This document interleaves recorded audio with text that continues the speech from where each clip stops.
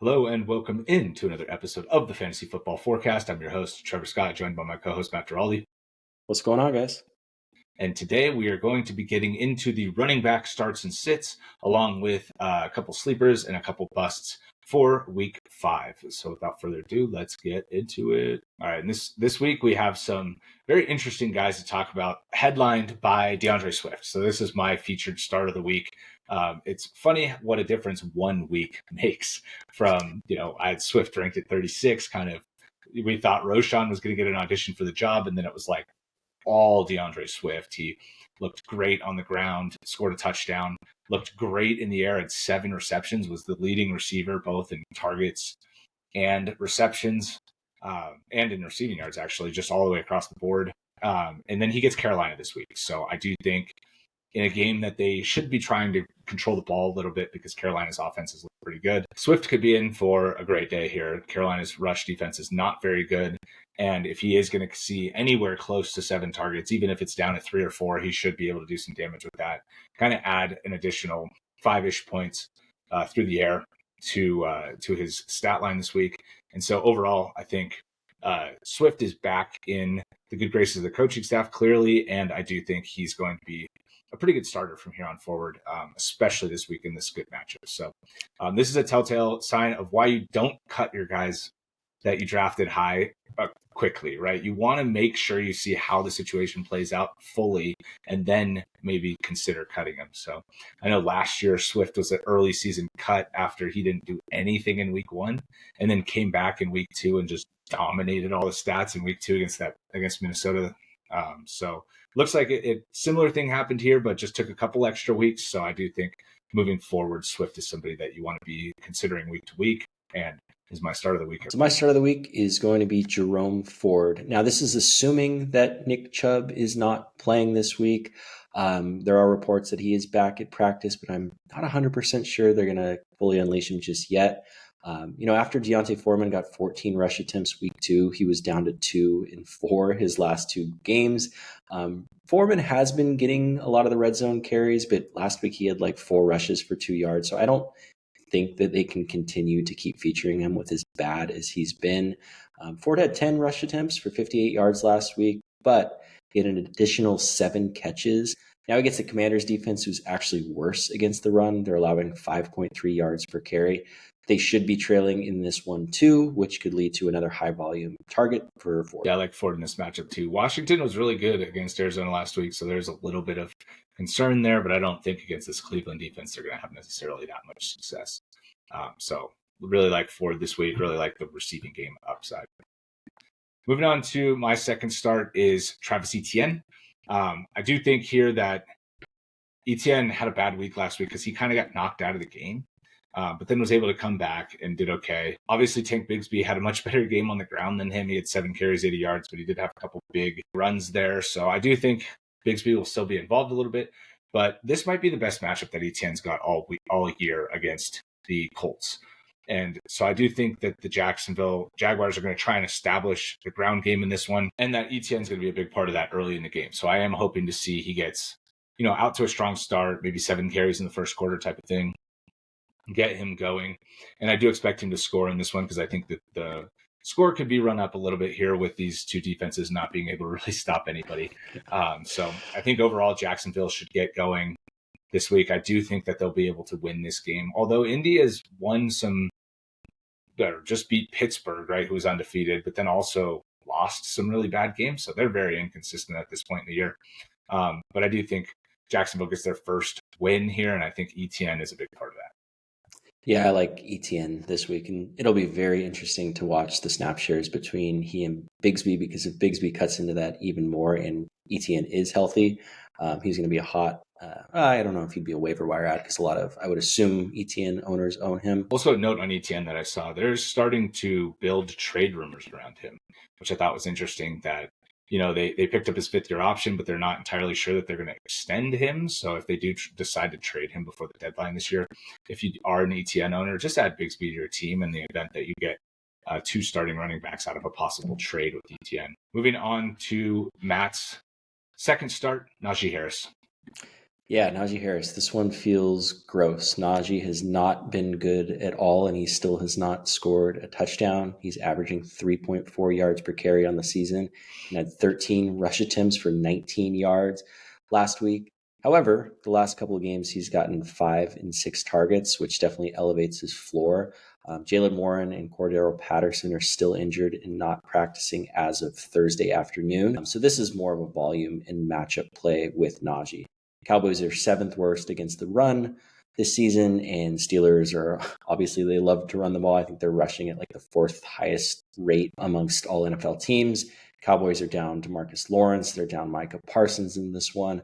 So again, Najee hasn't been good, but if he can't be good in this one with potentially his RBs 2 and 3 out and against a kind of a beat down Dallas defense, I think he could be looking at being a potential cut here in upcoming weeks. Yeah, with how much volume he's been getting, I don't think he's a cut, but he should So see bad, massive man. volume. Yeah, he's not good on the ground. He doesn't look that explosive, but he is good between the tackles. He can take hits. He can deal out hits to kind of wear down the defense. But I do think in this one specifically, with no 2-3 like you mentioned, and possibly getting a decent amount of volume in the passing game if Dallas's offense is doing well, I think this is a very good spot for him.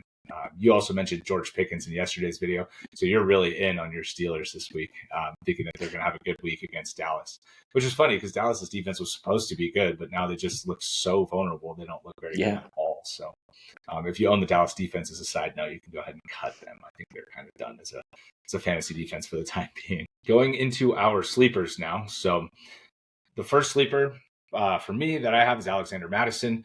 There was reporting around Mattison versus Zamir White coming out of last week's game. Zamir had 17 carries for 50 yards and lost a fumble, while Mattison had 5 carries for 60 yards. And just obviously with those stat lines, it's hard not to look significantly better as the player that outgained somebody on 12 less touches.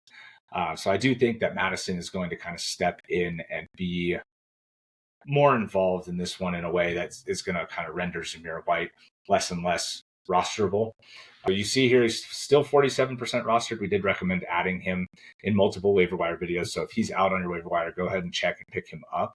And I do think that if you're really stuck this week, you have a bunch of Lions on your team, for example, like I know I'm going through that, or you're just dealing with one of the many injuries at running back, Mattison can help you out this week, I think. And he's not really being looked at as a starter necessarily. So I do think if you're in a pinch that you can play Mattison with some decent expectations here in this game. He's looked so much better than Zamir White. Like I don't see how they can continue to go back to Zamir. The fear in this game is obviously Denver is a very tough defense overall and a defense against the run, but Mattison has looked a lot more explosive. Like you said, he's kind of looking like that backup that we saw him, when he was in Minnesota.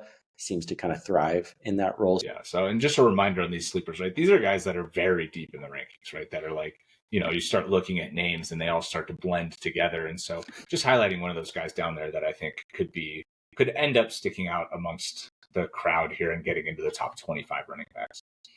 All right. And going into Matt's sleeper, we got Antonio Gibson. Yeah, so sticking with the theme of very deep sleepers, Antonio Gibson. So Coach Mayo said it's definitely under consideration that Antonio Gibson starts over Ramondre Stevenson. Stevenson has had a fumble in each of his 4 games. If this does happen, or he cuts into Stevenson's snap share, there could be, this could be a potential flyer if you guys on bye, maybe someone like Joe Mixon who's trending toward missing another week. Gibson, of course, was ineffective in his rush attempts last week, but he did show how good he can be as a receiver, with a lack of weapons and how bad the Pats offensive line has been, could see him being relied upon a little bit more in the passing game.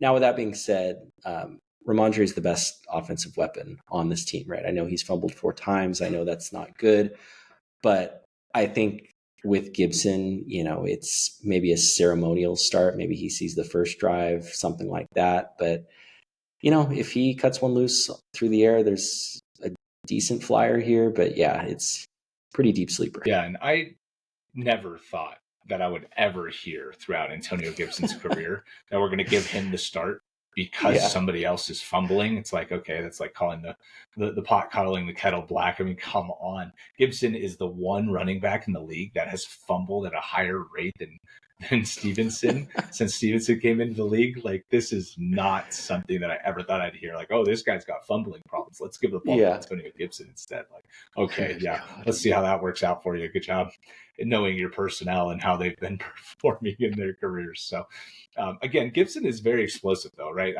If they're going to give him the opportunity because of that, okay, fine. We'll ride the coattails as fantasy managers here with this one. And again, this is somebody, if you're in a major pinch, you really need, just an upside flex play. And he has had a couple games where he's kind of gone off in terms of yardage. So, like you said, not necessarily going to be the most efficient, but they are going to be playing Miami. So the game should be under control.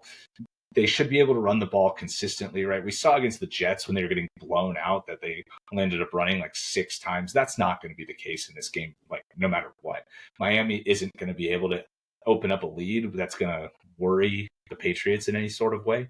So, if he is going to be even a 50-50 split in this game, this is somebody, again, like you said, deep sleeper, but this is somebody that if you're in a pinch, again, that like Mattison, that you can kind of put in there and cross your fingers. Yeah, I think they're going to try to model their game plan after, what Tennessee did last year with last week with the 1-2 with Pollard and Spears. And like you mentioned, with this being a close matchup, I think Patriots are actually favored in this game, which we're probably not going to say again the rest of the year. That's a good point. I mean, like, it was so weird. The Titans did nothing through the air except for with Pollard and Spears. They just kept running the ball, and Miami just. I was watching the game, and I know that's an unpopular thing to say because there was 2 games on, and the other game was so good on Monday night, But I did watch a lot of this game, and it looked like Miami gave up on defense. They just were not interested in tackling the running backs or even getting in front of them. It's all Tennessee was doing. And it didn't look like they brought anybody else into the box, and they were just like letting them run all over them. It was so bizarre. So I don't know. Maybe that doesn't happen against against a division rival here, but we'll see how it plays out. Getting into our sits here. So my first sit here is Rico Dowdle. So coming off his best performance, right? He caught a touchdown, finally got into the end zone, had 11 carries and almost 50 yards there, like 46 yards, I think it was. And so I could see some momentum building here. And that could be exciting if you're a Dowdle owner, kind of been waiting for him to do something here. And finally, he has a decent game, and you're like wanting to start him. Bye weeks are starting, injuries have kind of mounted. But the timing with the matchup against Pittsburgh just is rough. Like, Pittsburgh's one of the best rush defenses. They just completely shut down the Chargers a couple weeks ago, and then they also, kind of held Jonathan Taylor a little more in check than normal. I mean, Jonathan Taylor still was really good against them. But Dowdle's not on the same level as Jonathan Taylor, obviously, right? So, and he's still conceding third down work to their fullback, which I think is an interesting dynamic. I don't necessarily understand why that's going on. I do hope to see that change over time as Dowdle maybe learns more of the protections. That's probably what's going on. They trust their fullback in protection more than Dowdle at this point, but hopefully over the remainder of the season, he can continue to grow in that area and become even a better starter, even more of a bell cow for this offense. So overall, Dowdle is still somebody I would want on my roster, just not this week against Pittsburgh. Yeah, and if you've had him thus far, stay patient with him. And if he does get cut after a potential bad week, he's someone that I would definitely be trying to get off waivers if he becomes available. First sit for Matt is De'Von Achane. This is probably going to be one of the highest ranked players that we put in this sits column, but take it away with why you would sit Achane. This one's painful for me because I have Achane in our home league, but I don't know, man. The Dolphins just look completely lost without Tua right now. I mean, we know Achane's explosive. We know he can break off any play at any given time, but with their inability to push the ball downfield right now, the defense is able to come up and kind of stack the box against Achane. And you can only do so much when you're 180 pounds or whatever, and you're trying to run between a place where there's no space. On top of that, their defense for Miami can't stop the run at all. We saw that last week with the Titans. And if the Patriots are controlling the clock and they're up in this game, he might not have a whole lot of opportunities too. I know they're making an effort to get him the ball. I know they're making an effort to get Tyreek the ball, but it just hasn't been effective for either of those guys. Like, Tyreek's last 3 games have been like 5 half PPR points.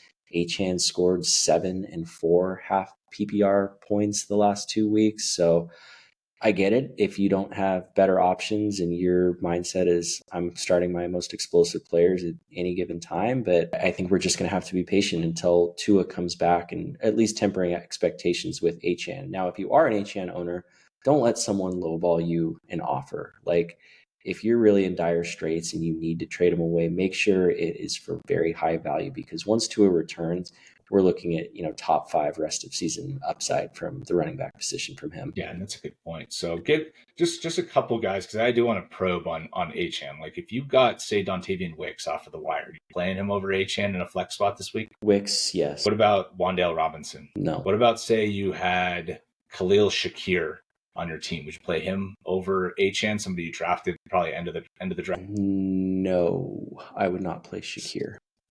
Still going Achane there. Okay. And then at running back, what about like Travis Etienne? You go on Travis Etienne or Achane? I got to go with Etienne with the matchup.